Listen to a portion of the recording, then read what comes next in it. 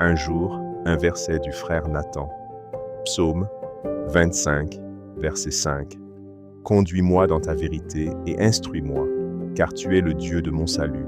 Tu es toujours mon espérance. Que notre Seigneur soit celui qui nous guide en cette nouvelle journée, notre soleil qui illumine nos vies pour notre salut. Amen. Un jour, un verset de la sœur Bithia. Luc 7, verset 50. Mais Jésus dit à la femme, « Ta foi t'a sauvée, va en paix. » Manifestons cette paix en ce jour, pour la gloire du Seigneur. Bonne journée à tous et toutes, dans la joie de notre Seigneur. Un jour, un verset du frère Fid. Lamentation 3e, versets 22 à 23. Les bontés de l'Éternel ne sont pas épuisées, ses compassions ne sont pas à leur terme. Elles se renouvellent chaque matin. Oh, que ta fidélité est grande!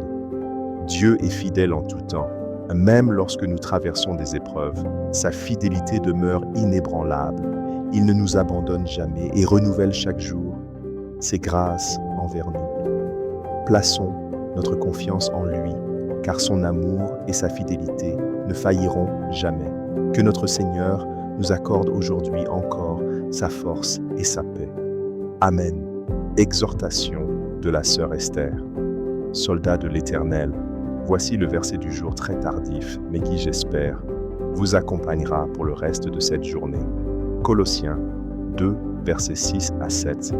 Ainsi donc, comme vous avez reçu le Seigneur Jésus-Christ, marchez en lui, étant enracinés et fondés en lui, et affermis par la foi, d'après les instructions qui vous ont été données, et abondez en actions de grâce. Le Seigneur, dans sa grande bonté, nous a laissé son Esprit qui est avec nous tous les jours. N'oublions pas en qui nous marchons et rappelons-nous en tout temps que l'Esprit de Dieu est dans la joie quand il voit que nous marchons dans la fermeté.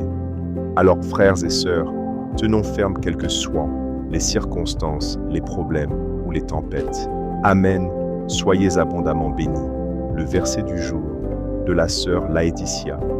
Marc 9, verset 23. Jésus lui dit, « Si tu peux, tout est possible à celui qui croit. » Le Seigneur nous donne la capacité et la force.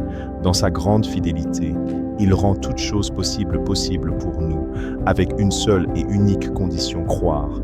Nous devons marcher par la foi, dans l'obéissance et la crainte, car c'est ainsi que le Seigneur pourra agir et continuera d'agir.